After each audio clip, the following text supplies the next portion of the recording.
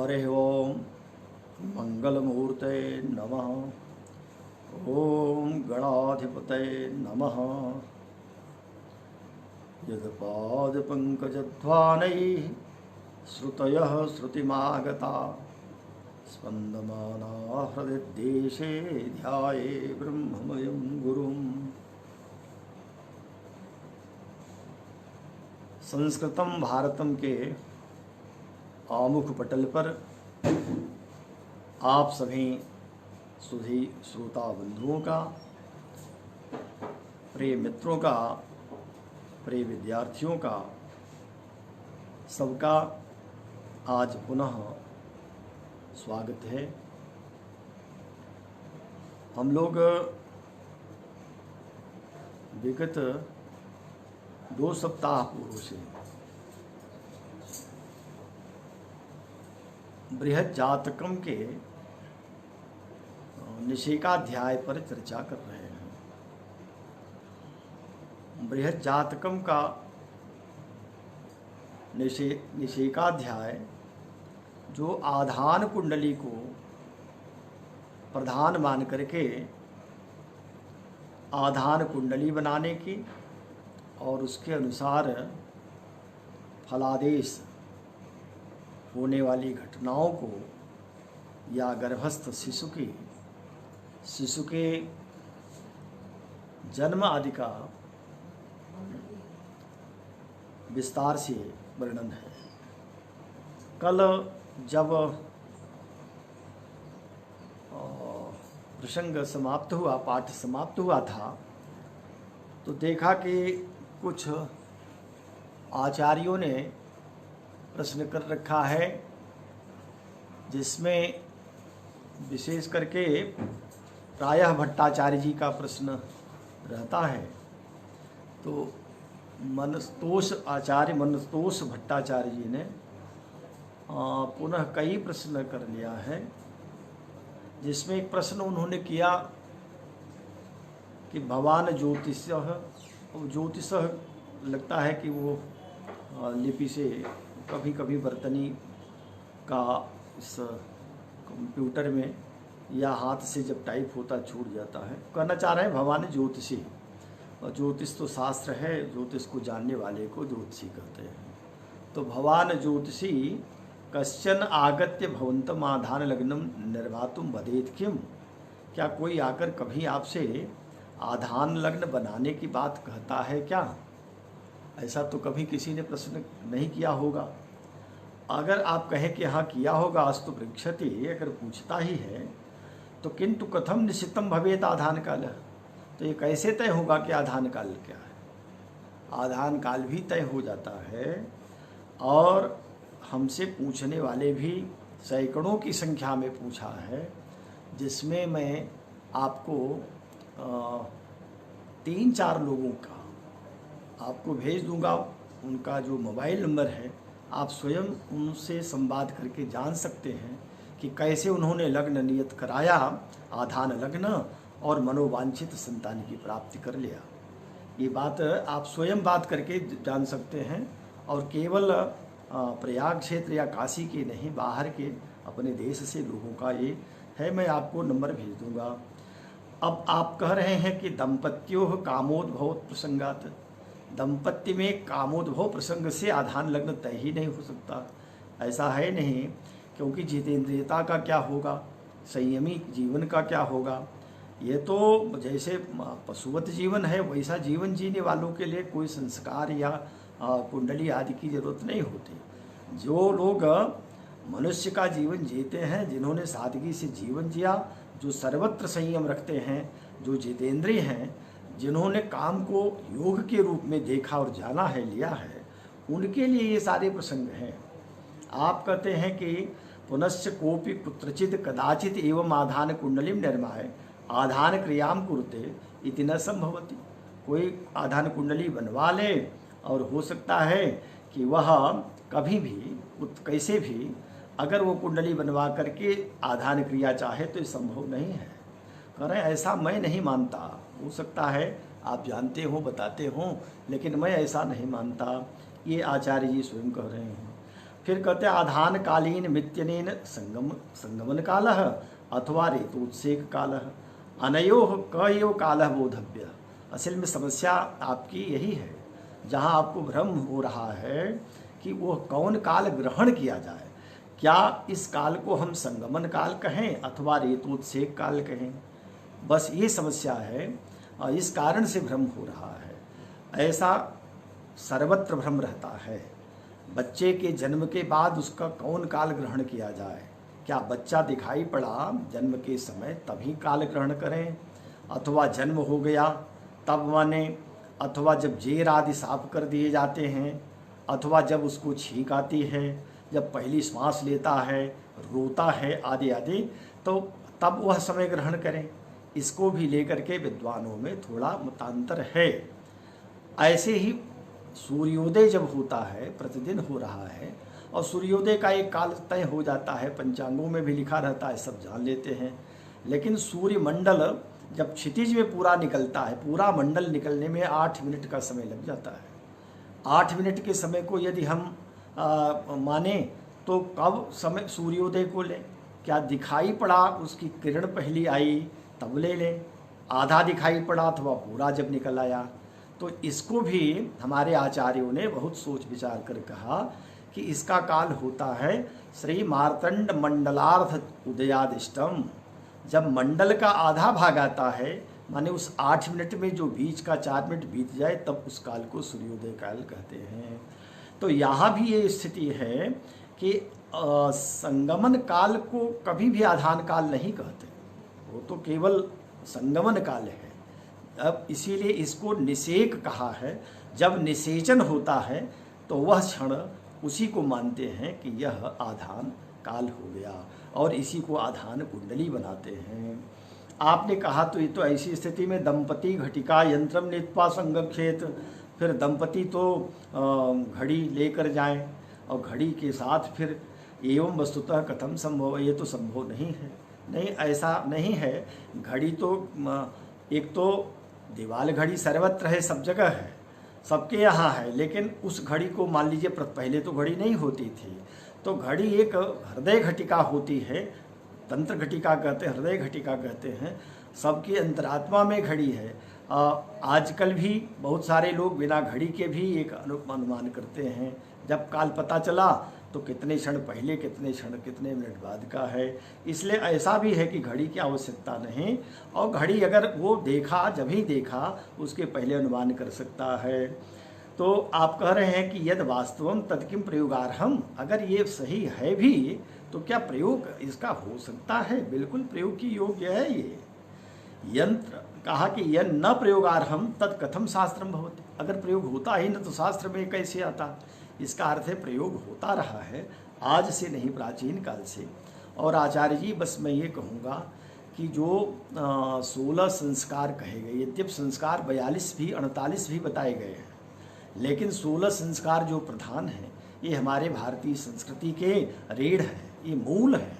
और ये संस्कार क्या किताबों की शोभा के लिए लिखे गए हैं?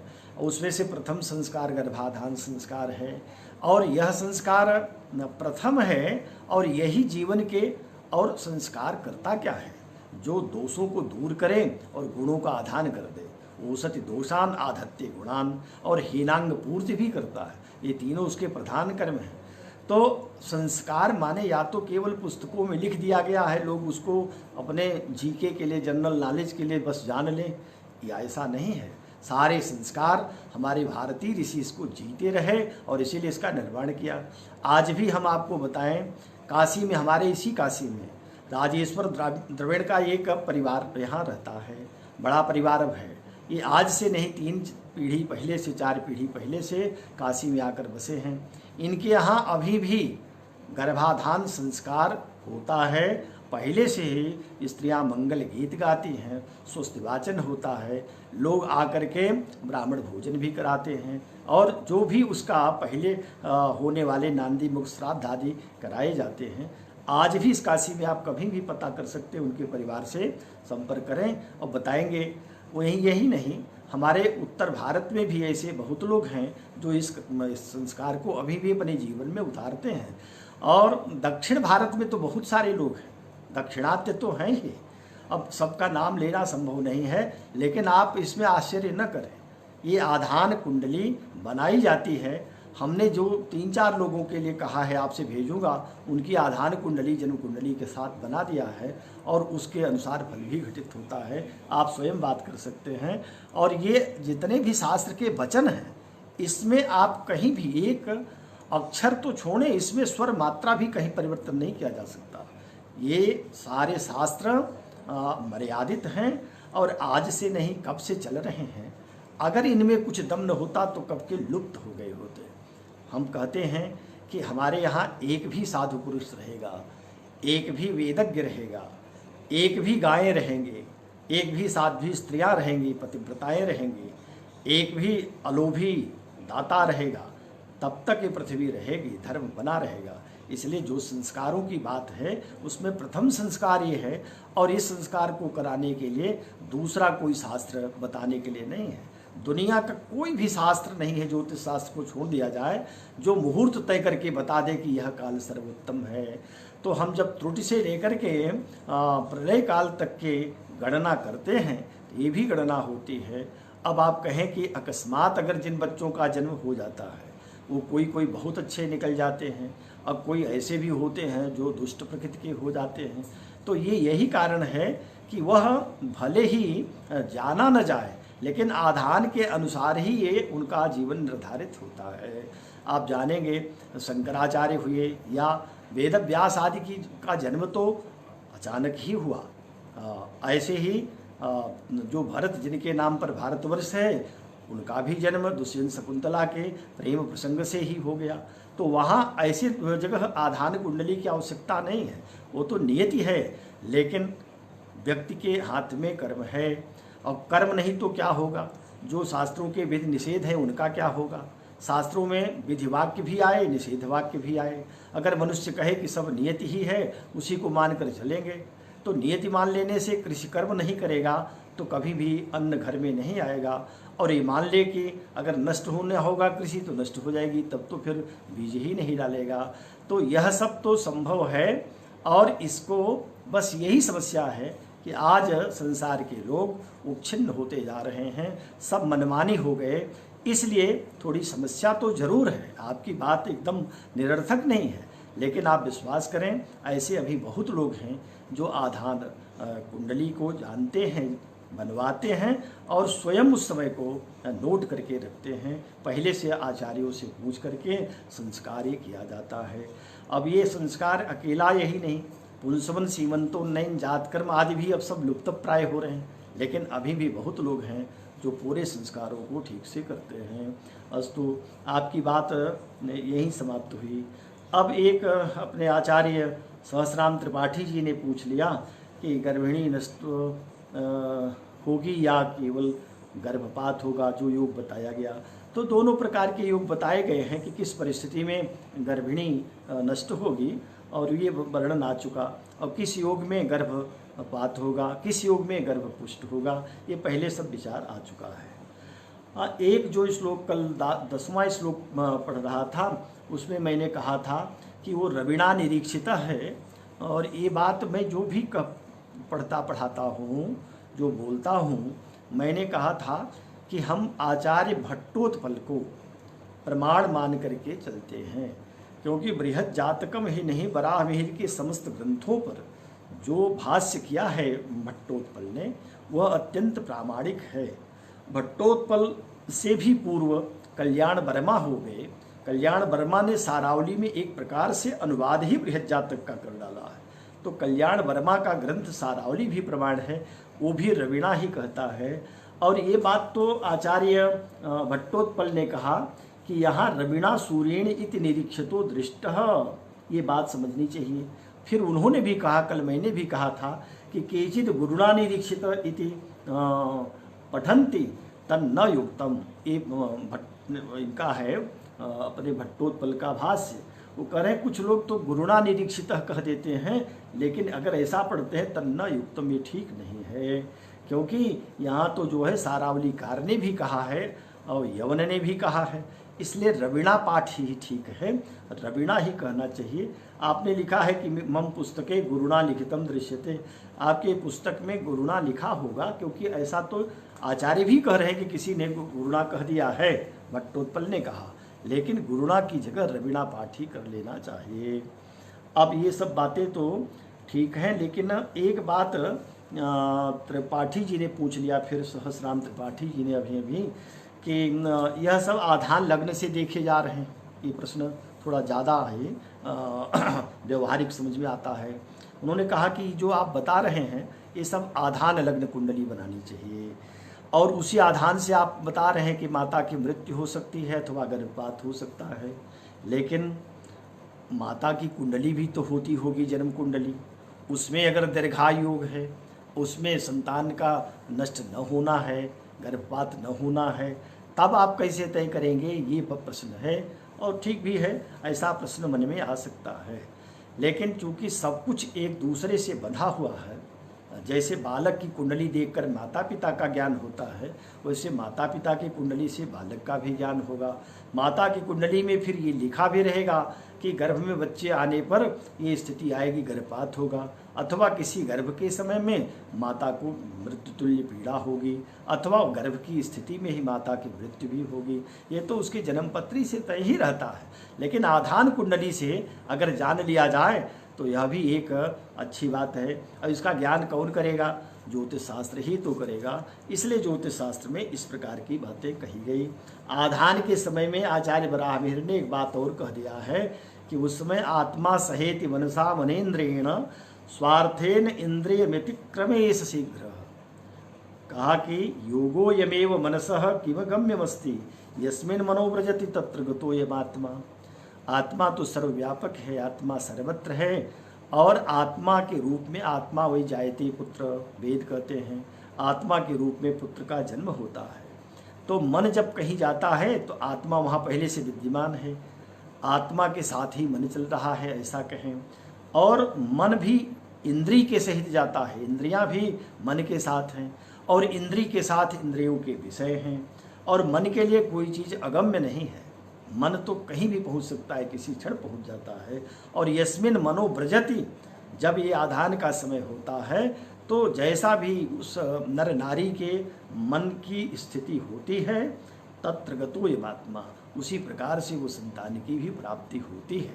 और ये बात आज प्रत्यक्ष देखी जाती है। इसलिए शास्त्रकारों ने, जो हमारे आचार्यों ने कहा है, उसमें हमको अधिकार नहीं है कि हम प्रश्न चिन्ह लगा दें कि ये सब सारी बातें गलत हैं, इसलिए ऐसा नहीं कहा जा सकता। अब आए अगले श्लोक पर। हम लोग आज 11वां श्लोक देखते हैं बृहज्जातकम का। 11वें श्लोक में आचार्य कह रहे हैं, ओजर्छे पुरुषांसकेषु बलिभिर लग्नार्क गुरु बिंदुभिः पुंजन्म प्रवदेत समांसक गतेर युग्मे सुतैर योषितः गुरुवरकौ विषमे नरम शशिसितौ वक्रश्च युग्मे स्त्रियं व्यंग्यस्था बुधवीक्षणाश्च यमलौ कुर्वन्ति पक्षे स्वके। अर्थ होगा ओजर्छे। ओज का अर्थ होता है, कल भी चर्चा कर रहा था, ये सर्वत्र आएगा। ओज और युग्म दो शब्द आएंगे। ओजर्छे, अब कौन हो, तो कह दिया बल भी लग्नार्क गुरु बिंदु भी। लग्न, अर्क और गुरु, इंदु, इंदु का अर्थ है चंद्रमा, चंद्रमा भी हो। तो 2006 माने वही, अब लग्न कुंडली बनाया, लग्न माने जन्मा आधान कुंडली। ये कह रहे हैं कि इसको आप प्रश्न कुंडली से भी जान सकते हैं। अगर मान लीजिए आधान हो चुका है, उसके बाद किसी ने पूछा, तो उस प्रश्न के आधार पर आधान लग्न भी आप तय कर सकते हैं, आधान कुंडली जान सकते हैं। तो प्रश्न कुंडली से अथवा आधान कुंडली से आप समझें कि ओजर्छे माने विषम राशि में, और पुरुषांशकेषु, विषम राशि में पुरुष राशियां ही ओजर्छ हैं, माने विषम राशियां हैं। तो विषम राशि विषम अंश में, नवांश में, बलभिर बलवान। कौन कौन हो? लग्नार्क गुरु बिंदु भी, लग्न है, अर्क माने सूर्य, गुरु माने बृहस्पति और चंद्रमा। ये विषम राशि भी हो, ओज राशि हो और ओज नवांश भी हो, तब ऐसी स्थिति में क्या होगा? तो कहा कि पुंजन्म प्रवदेत, ये जान लेना चाहिए कि पुत्र का जन्म होगा, कहना चाहिए कि इसमें पुत्र का जन्म होगा। क्या स्थिति बनी? विषम राशि है, विषम नवांश है। विषम राशि माने पुरुष राशि, पुरुष नवांश, और इसमें ग्रह कौन बैठा? सूर्य, अर्क और लग्न यहाँ कहा गया है लग्न बलवान हो, अथवा ओजर्छ लग्न भी। अब विषम राशि है तो विषम राशि का लग्न, उसमें सूर्य, बृहस्पति और चंद्रमा यदि इन नवांश राशियों में, पुरुष राशि नवांश में हो, तब क्या होगा? पुंजन्म प्रवदेत, पुत्र का जन्म जानना चाहिए, पुत्र का जन्म कहना चाहिए। प्रवदेत माने कहे। और समांसक गतैर युग्मेषु, अगर ये युग्म राशियों में हो, विषम में न हो, सम राशियों में हो, और वही सम राशियाँ स्त्री राशि कही गई है, स्त्री राशि या स्त्री नवांश में हो, और वहाँ कौन बैठा हो? तो कहा कि वो यही ग्रह प्रवदे समांसक गतैर युग्मेषु तैः, तैः माने वही ग्रह अगर सम राशि में बैठे तो योषितः, योषित माने कन्या, कन्या का जन्म होगा। पुरुष राशि में सूर्य, बृहस्पति, चंद्रमा हो, पुरुष नवांश हो, पुरुष राशि हो, लग्न भी बलवान हो, अथवा ये ग्रह सब बलवान हो, लग्न भी बलवान और ग्रह भी बलवान हो करके उन राशियों में बैठे हों तो पुत्र का जन्म।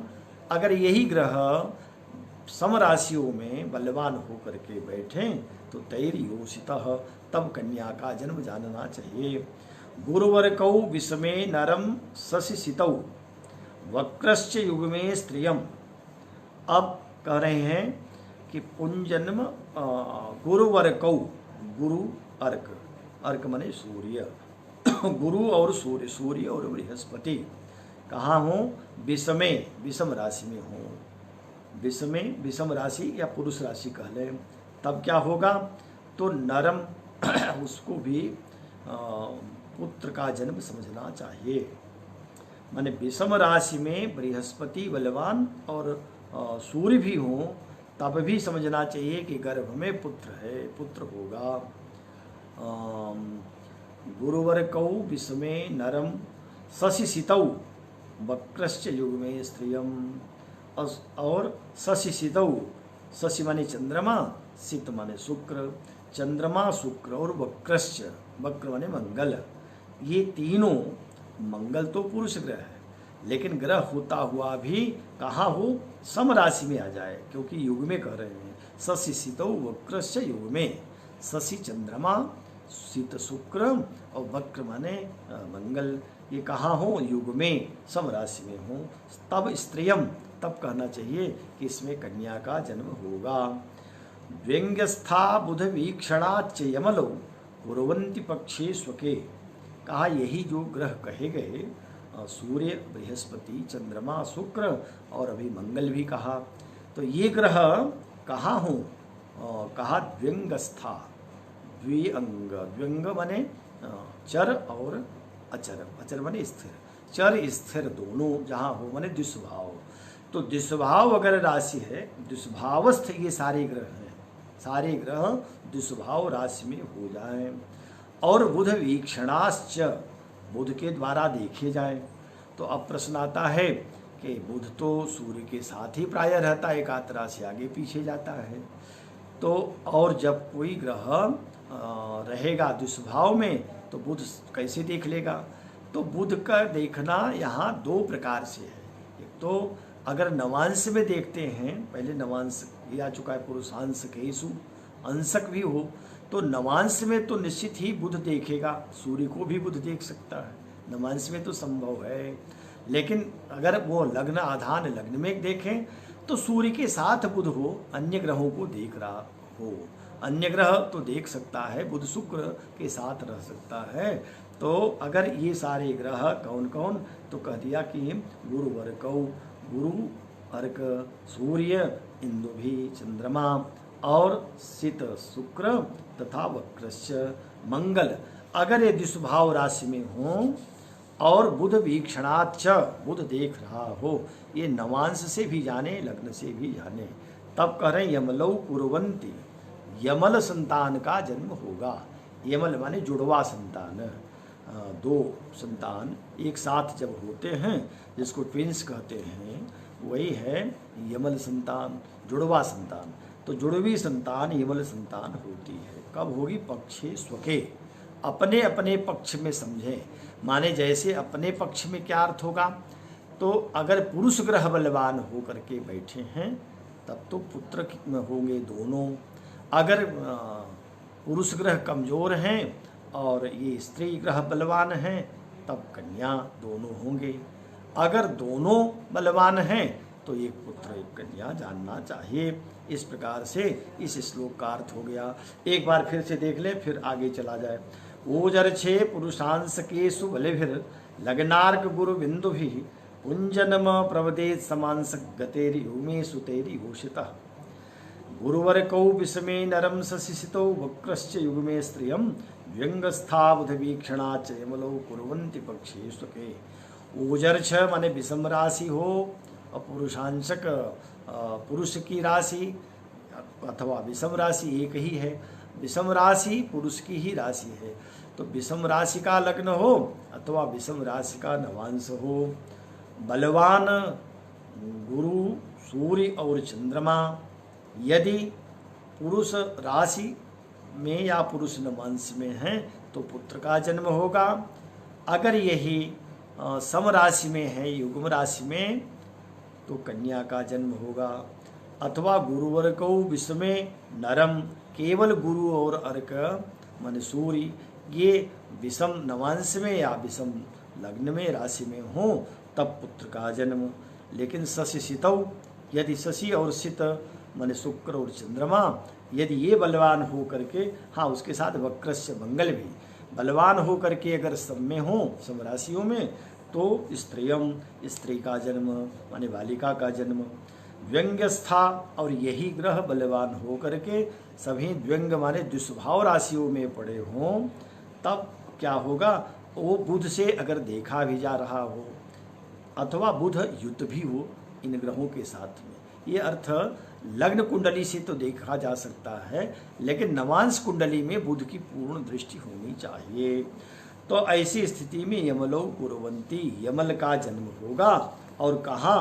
पक्षे स्वके, अपने अपने पक्ष से जानना चाहिए। जो बलवान हैं बलवान के हिसाब से अर्थ करना चाहिए।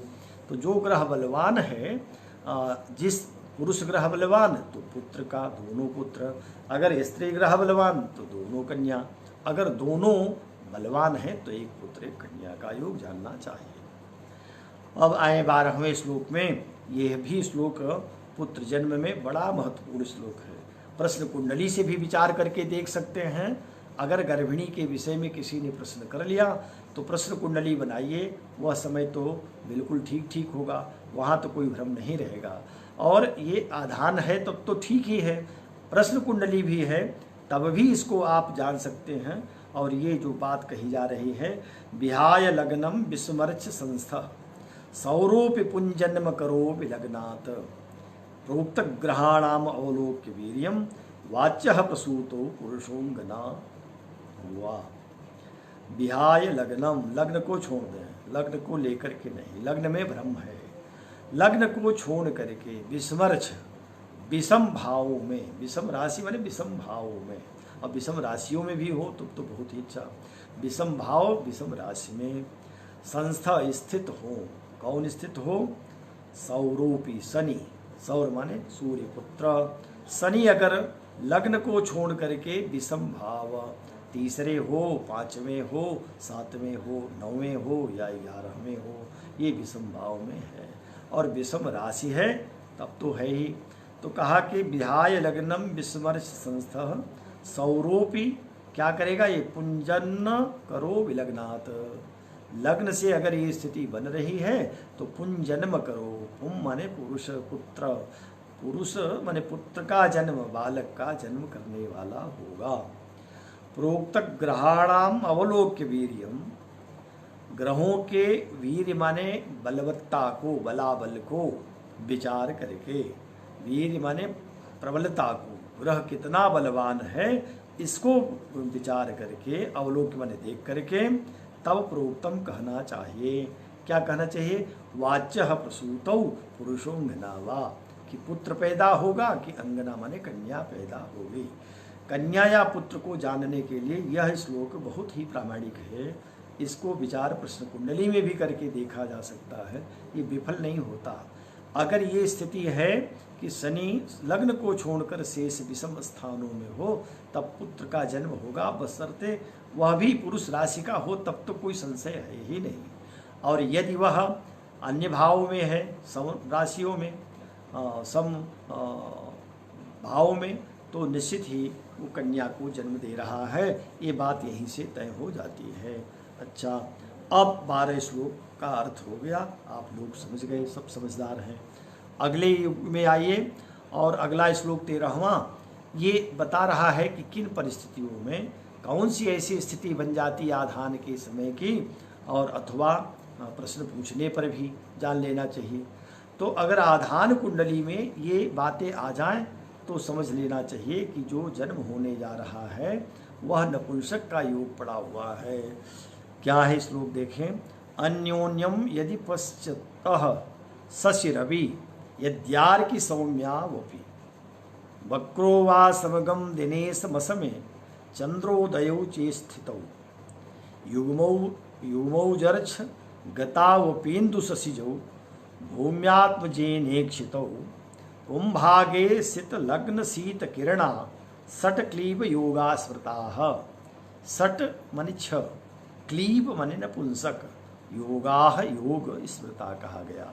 ये 6 प्रकार के क्लीब योग कहे गए हैं, नपुंसक योग कहे गए हैं। कौन है ये 6 बताइए। तो एक तो अन्योन्यम यदि पश्यतः शशि रवि, शशि माने चंद्रमा, रवि माने सूर्य। चंद्रमा और सूर्य एक दूसरे को देखें। कहाँ से एक दूसरे को देखें? इसी के लिए एक शब्द तीसरी लाइन में युग्मौजर्छ, युग्मौजर्छ, युग्म ऊजर्छ, युग्म पहले है और ऊजर्छ बाद में। युग्म माने सम, ऊजर्छ माने विषम। तो चंद्रमा कहाँ हो? क्योंकि शशि रवि कहा है। शशि माने चंद्रमा युग्म में हो, सम में हो, और सूर्य विषम में हो, और दोनों परस्पर एक दूसरे को देख लें। एक योग यही पर्याप्त है जो बता रहा है कि इसमें जो जन्म होगा वह क्लीब योग वाला होगा। एक तो बात यही हो गई। दूसरा करें यद्यार की सौम्या स्वपी, यद्यर की सौम्या स्वपी। अर की माने शनि और सौम्य माने बुध। बुध और शनि से भी दूसरा योग जानिए, ये कैसे होंगे? तो जैसे नाम लेते हैं वैसे युग्मौजर्छ को वहीं घटा लेना है।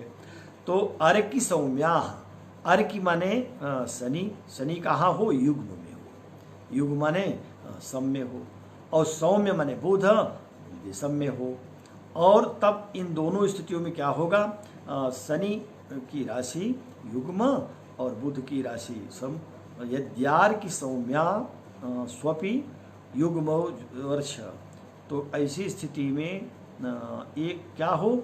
ये बात सब जगह जाएगी। अन्योन्यम पश्यतः, एक दूसरे को देख ले रहे हो। शनि और बुध सम विषम में होते हुए एक दूसरे को देखें तो दूसरा योग हो जाएगा। इसको भी क्लीब योग कहेंगे। फिर कह रहे हैं वक्रो वा समगम दिनेशम असजमे।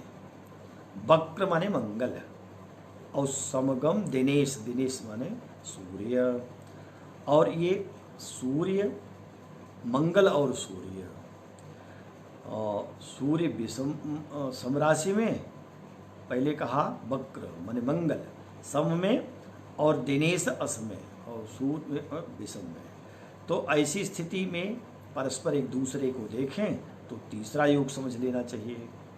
और अस्मे दिनेश मस्मे चंद्रोदयो चे स्थितौ, ये चौथा योग कर रहे हैं। चंद्र और उदय, उदय माने लग्न, लग्न और चंद्रमा ये विषम राशि में हो, विषम राशि, और इनको सम राशि में रहने वाला वक्र मंगल क्या करे देखे, तब भी नपुंसक का योग होगा। ये चौथा योग हो जाएगा।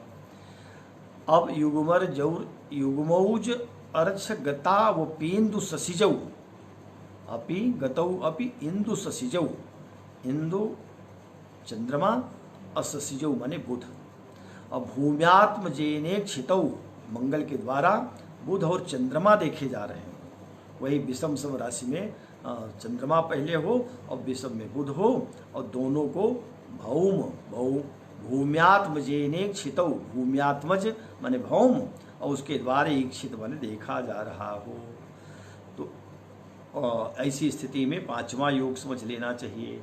फिर कहा पुंभागे सित लग्न शीत किरणाः, पुंभागे माने पुरुष भाग में, यदि लग्न पुरुष भाग में यदि सित लग्न शीत किरणा, शीत माने शुक्र पुरुष राशि में लग्न में हो, और शीत किरणाः चंद्रमा से वह परस्पर दृष्ट हो जाए।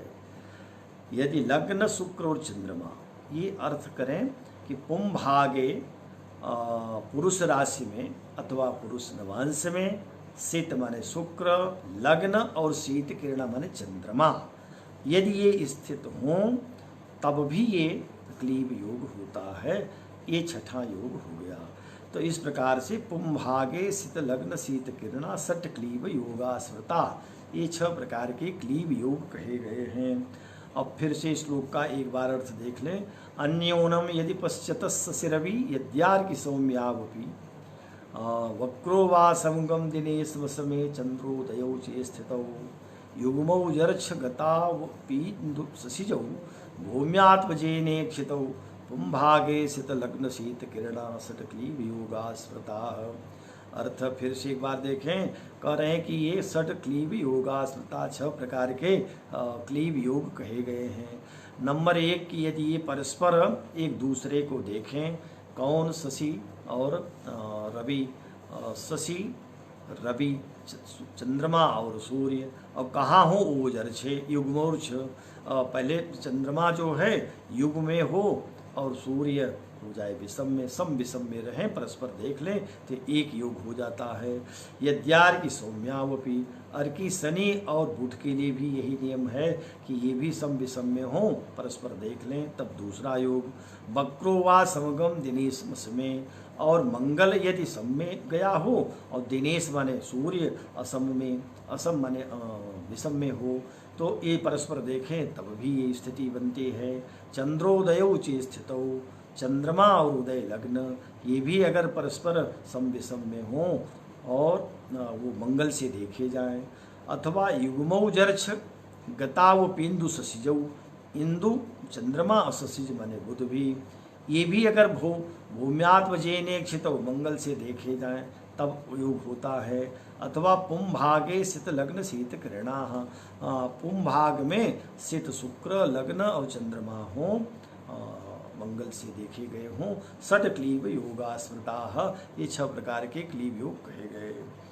ये 6 जो क्लीब योग हैं, ये आचार्य ने जो कहा है, इसके पहले यमन और सत्याचार्य ने इस मत को माना है। बादरायण ने भी, बादरायण माने व्यास जी, व्यास जी का अब वो इस संहिता ग्रंथ तो लुप्त है, पर व्यास जी के उस संहिता ग्रंथ को बीच बीच में कहीं कहीं भट्टोत्पल ने उन श्लोकों को कोट कर दिया है, और टीकाकारों ने उस श्लोक को या बताया है, जिसमें से अपने भट्टोत्पल जी भी बताते हैं। तो बादरायण व्यास के इस मत को लेकर के ही आचार्य ब्राह्मण ने ज्यों का त्यों कहा है। वहाँ का श्लोक भी टीकाकारों ने लिख दिया, उसकी आवश्यकता नहीं है, क्योंकि ये योग बस जान लेना हम लोगों का अभिप्राय है। अब आइए अगला श्लोक देखें। ये कह रहे हैं कि कभी कभी ये स्थिति बनती है कि यमल योग तो है ही, कभी 3 संतान 3 संतति एक साथ, किसी किसी को कभी किन्हीं परिस्थितियों में 3 संतति देखी जाती है, किसी को 4 और 5 तक का योग सुनने को मिलता है। कभी अभी हाल में ही समाचार पत्र में पढ़ा था कि किसी महिला को 5 पुत्र का जन्म हो गया, 5 संतानों का जन्म हो गया। तो ये स्थिति कोई ये नहीं है कि केवल ऐसे कही गई है, उस सचमुच ये ऐसा होता है, ये बात देखने को मिलती है। तो अब ये देखें इस श्लोक को, युग में चंद्रसितौ तथोज भवने स्युर्ग्यार जीवो दया लग्नेन्दु निरीक्षितौ च समगौ युग्मेषु वा प्राणिनः कुर्युस्ते मिथुनं ग्रहोदय गतान् व्यंगांसकान् पश्यति स्वांसे गे तृतयं ज्ञगांसकवसात् युग्मं तु मिश्रै समम्। ये 14वां श्लोक है और इस श्लोक को आचार्य कह रहे हैं कि युग में चंद्रसितौ तथौज भवने स्युर्ग्यार जीवोदयो।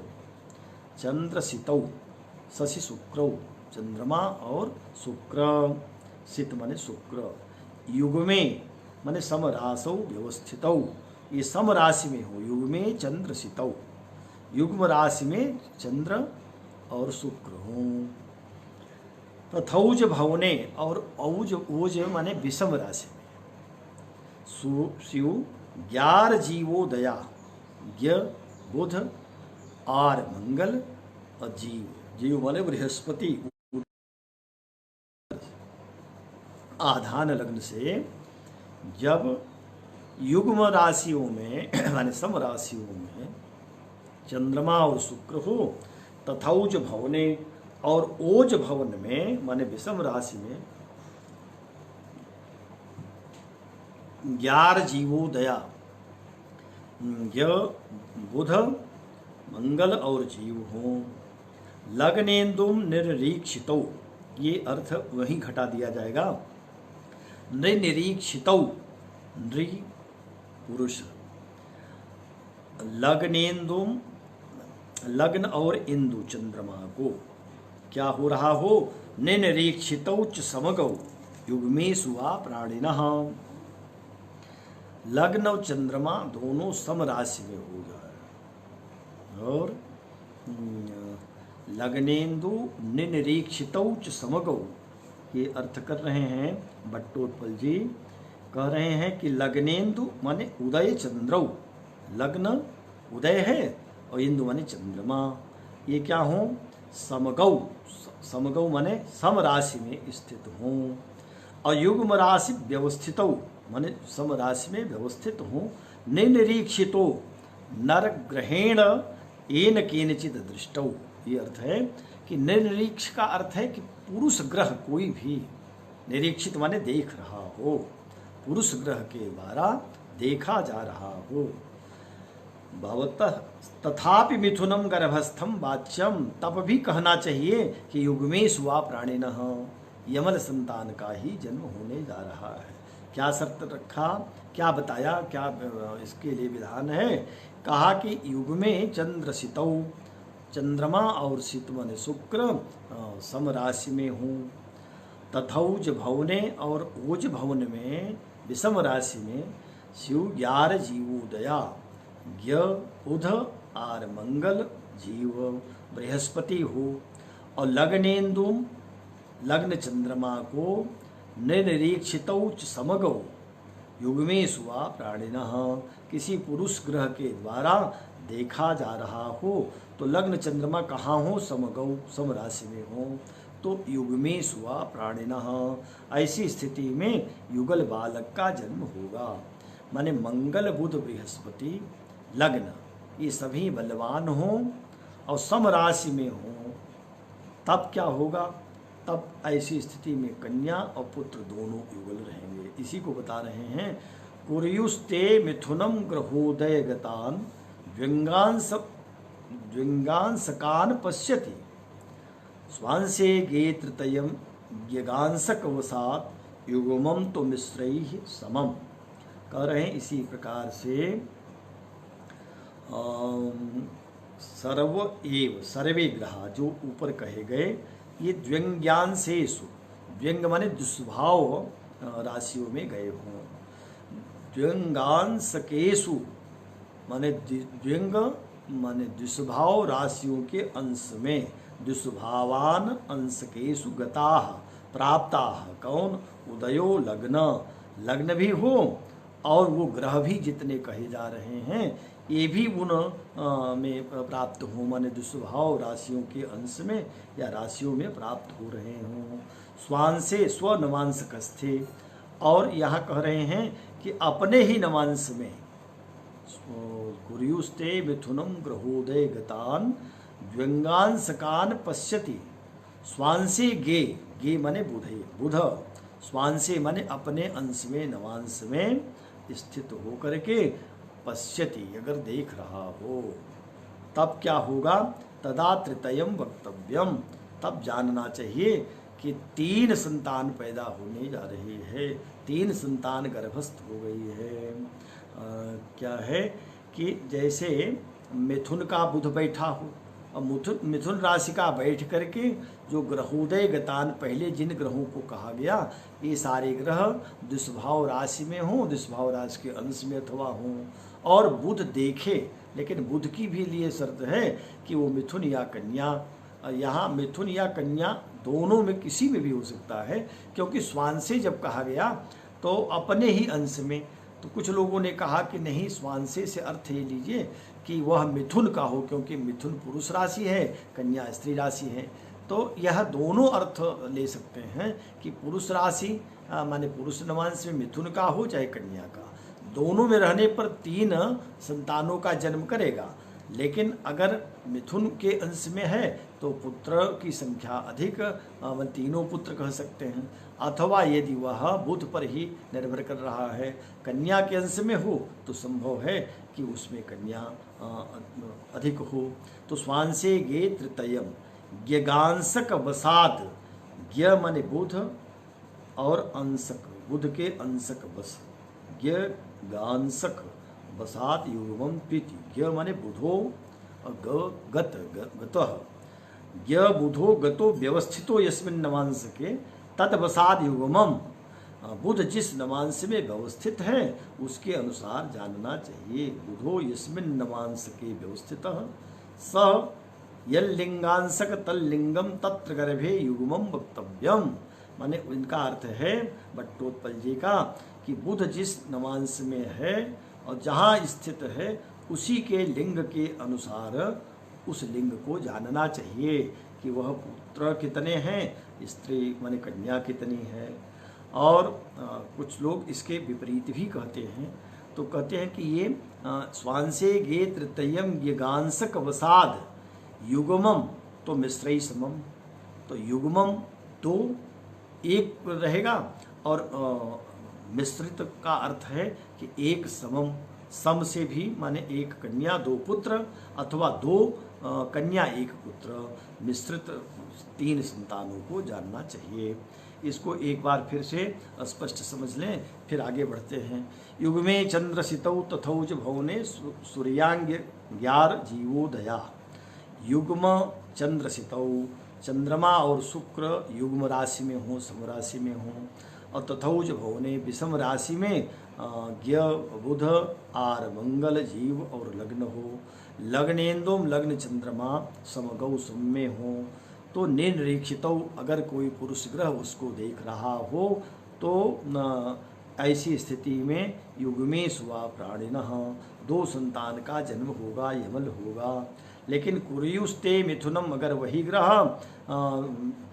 ग्रहोदय, अगर इसमें मिथुनम कुर्युस्ते अगर मैथुन होता है और यही ग्रह की स्थिति रही ग्रहोदय गतान व्यंगांशकान पश्यति, अगर वो दुष्भाव अंश में है, दुष्भाव राशि में है और बुध उसको देख रहा है, बुध भी कहाँ हो, स्वांशे गे, और वह अपने अंश में नवांश में हो, तब तृतयम, तब 3 को समझना चाहिए। और ज्ञ गतांशक, इसको स्पष्ट किया कि अगर बुध अपने अंश में गया हो तब युग्मम, तो मिश्रई समम, युग्म पुत्र अथवा युग्म कन्या, और 1 कन्या अथवा 1 पुत्र होगा, 2 पुत्र होगा 1 कन्या होगी, या 2 कन्या 1 पुत्र होगा, इसको मिश्रित समझना चाहिए। यह अर्थ हो गया 15वें श्लोक का। अब 16वें को भी देख लें, अभी समय है। तो 16वें में कहा कलल घनांकुरास्थ चरमांगज चेतन पाह। अब जो गर्भ आधान हो गया, तब जो महीने हैं 9-10 महीने, 10वें महीने में तो प्रसूति हो जाएगी, लेकिन इस 10 महीने के में क्या स्थिति उस जीव की होती है जो गर्भ में आया है, उसको बता रहे कलल घनांकुरास्थ चरमांगज चेतन पाह। पहले महीने में कलल बनता है, माने एक प्रकार से रजवीर मिश्रित होकर के कलल एक पिंड बन जाता है। दूसरे में घन हो जाता है, घन माने कठोर हो जाता है वह पिंड, अब थोड़ा उसमें कठोरता आ जाती है। फिर अंकुर, तीसरे महीने में अंकुरित हो जाता, अंकुरित माने हाथ पैर निकलने लगते हैं, और लिंग निर्धारित भी तीसरे ही महीने में हो जाता है कि पुत्र है कि कन्या है। चौथे महीने में अस्थि, हड्डी भी बनने लगती है। और फिर 5वें महीने में चर्म, चर्म माने चमड़ी, त्वचा भी आ जाते हैं। और फिर चर्मांगज, अंगज, अंगज ये 6ठे महीने में रोम, रोम, रोम कहिए बाल कहिए, हाँ रोम, यही अभी रोएं कहना ठीक है। शरीर में जो आकृति बनी उसमें रोएं आ गए। और फिर 7वें महीने में चेतन पाह, चेतन माने चैतन्य भी 7वें महीने में जीव हो जाता है। इसीलिए 7वें महीने में पैदा होने वाले जीवित भी रह जाते हैं, लेकिन 6ठे महीने तक जीवन की आशा नहीं होती, क्योंकि तब तक चेतना ही नहीं रहती। तो कहा कलल घनांकुरास्थ चरमांगज चेतन पाह। कलल पहले महीने में, दूसरे में घन, तीसरे में अंकुर, चौथे में अस्थि, 5वें में चर्म, चर्मांगज माने रोम 6ठे में, और 7वें में चेतन पा, चेतना आ जाती है, चैतन्य जीव हो जाता है। का अच्छा, तो इन महीनों के स्वामी ग्रह भी होते हैं। पहले महीने का कौन होगा, तो कहा सबसे पहले सित। पहले महीने में जब गर्भ आया तो उसी गर्भ के प्रथम मास में सित माने शुक्र उसका स्वामी है। दूसरे में कुज, सित कुज, कुज माने मंगल है। तीसरे में जीव, जीव माने बृहस्पति है। चौथे का मालिक होगा, चौथे महीने का कौन, सूर्यम, सूर्य होगा। 5वें का चंद्र, चंद्रमा होगा। 6ठे का अर्की, अर्की माने शनि होगा। और 7वें का बुधाह, बुध होगा परतः। लेकिन 8वें महीना 9वें महीने में भी तो रहता है। का इसके बाद उदयप, अगर उस 8वें महीने का है तो उदयप माने लग्न का स्वामी। 8वें महीने का जो स्वामी है वो लग्न का स्वामी माने लग्नेश, लग्नेश ही अष्टम मास का मालिक होगा। और कौन लग्नेश, अभी कौन बना, आधान लग्न होगा तभी तो लग्नेश होगा।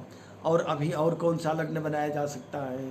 तो इसलिए हर महीने का एक ग्रह भी हो रहा है कि इस बालक के एक एक महीने का ये स्वामी ग्रह है। तो अब उदयप 8वें महीने का, और चंद्र 9वें महीने का, सूर्य 10वें महीने का। 10वें में तो जन्म होगा, फिर भी सूर्य तो उसका मालिक है। सूर्य नाथा क्रमशो गदिता, ये स्वामी क्रम से एक एक महीने के कहे गए हैं। पहले महीने का क्या हुआ, सित शुक्र, दूसरे का कुज, तीसरे का जीव बृहस्पति, चौथे का सूर्य, हाँ 5वें का चंद्रमा, 6ठे का अर्की शनि, 7वें का बुध। उसके बाद 8वें का फिर लग्न, लग्न का स्वामी लग्नेश। अभी चंद्र सूर्य पहले आ चुके हैं, फिर भी अब चूँकि समय यही ग्रह तो हैं, तो 8 तो हो गए। फिर 9वें में चंद्रमा फिर उस मास का मालिक होगा। और सूर्य 10वें के स्वामी, ये क्रमशः गदिता कहे गए हैं। भवन्ति शुभाशुभम च मासाधिपेह धीपते सदृशम। इसका अर्थ है कि शुभाशुभम भवति, ये शुभ अशुभ करते हैं।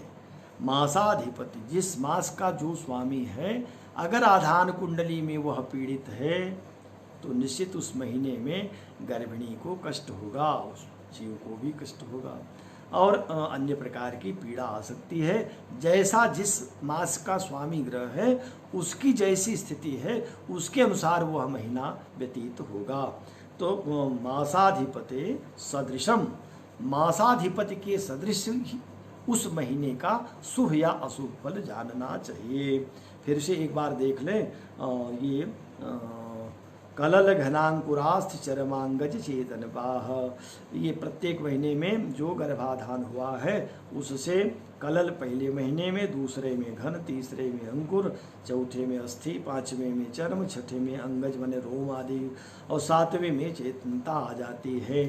प्रत्येक मास का एक स्वामी ग्रह होगा। तो पहले मास का सित, दूसरे का कुज, तीसरे का जीव, चौथे का सूर्य, पाँचवें का चंद्रमा, छठे का अर्की शनि और सातवें का बुध होता है। इसके बाद पुनः आठवें महीने में लग्न का स्वामी हो जाएगा, नौवें में चंद्रमा, दसवें में सूर्य होता है। ये क्रमशः मासाधिपति कहे गए हैं। ये जिस अनुसार पड़े रहते हैं आधान कुंडली में, उसी के अनुसार उनका परिणाम भी होता है, सुख या दुख प्राप्त होता है गर्भिणी को। ये बात इस 16 श्लोकों तक कही गई। आज 16 श्लोक ही हो पाए, कोई बात नहीं, समय हो रहा है। अब कल फिर हम 17वें श्लोक से इस अध्याय को आरंभ करेंगे। संभव होगा तो कल ये अध्याय पूर्ण हो जाएगा। निषेध का अध्याय जो चौथा अध्याय है कल पूर्ण कर देंगे और इसके बाद फिर अगले जो अध्याय हैं उस पर विचार करेंगे, क्योंकि इसमें कुछ विद्वानों को लग रहा है कि ये तो हमको लगता है आधान कुंडली ऐसी कह दी गई है केवल ग्रंथ की पूर्ति के लिए, लेकिन आप लोग ऐसा मत समझें। ये आधान कुंडली वस्तुतः जीवन की यही मूल कुंडली है। अगर ये ठीक ठीक ज्ञात हो जाए तो जीवन के बहुत सारे रहस्यों को व्यक्ति जान सकता है। ये कुंडली ज्ञात करना कठिन तो है, लेकिन बाद में अभी ऐसे प्रसंग आएंगे जिसके आधार पर मैं बताऊंगा कि आप प्रश्न के आधार पर भी और जन्म कुंडली के आधार पर भी पीछे जाकर के जान सकते हैं कि क्या आधान लग्न कुंडली होगी। जब नष्ट जातकम से हम पकड़ सकते हैं, किसी व्यक्ति का न पता हो तो आधान कुंडली तो पकड़े ही जा सकते हैं। तो ये आगे प्रसंग जब आएंगे तो उसमें कल चर्चा करके इस अध्याय को समाप्त करने का यत्न करूँगा। आज बस इतना ही। आप सभी को मंगल कामना, शुभकामना। सभी प्रसन्न रहें, स्वस्थ रहें और निरोगी हों। सर्वे भवन्तु सुखिनः, सर्वे सन्तु निरामया, सर्वे भद्राणि पश्यन्तु, माँ कश्चित् दुःख भाग भवेत्। किसी को किसी प्रकार की पीड़ा न हो। जितने लोग जुड़े हैं, जो साथ में हैं, जो प्रत्यक्ष अप्रत्यक्ष परोक्ष देख रहे हैं, सुन रहे हैं, उन सबके प्रति मंगल कामना करता हुआ आज अपनी बात यही समाप्त कर रहा हूँ। जयतु संस्कृतम, जयतु भारतम और जयतु ज्योतिषम। धन्यवाद।